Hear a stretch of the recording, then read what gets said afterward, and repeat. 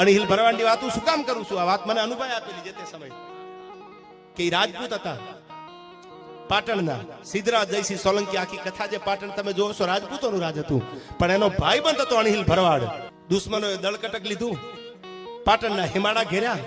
વાત આખી જાણો છો એટલે બીજી વાર રિપીટ નહીં કરું, પણ આખા હિમાડા ઘેરી લીધા પાટણના. અને તેદી અણહિલ ભરવાડને ખબર પડી ભાઈ મારો ભાઈબંધ છે અને આજ મોતની જો ભેટ સ્વીકારવા ન આલું તો ભરવાડનો દીકરો ન કેવો ભેટ બાંધી આવ.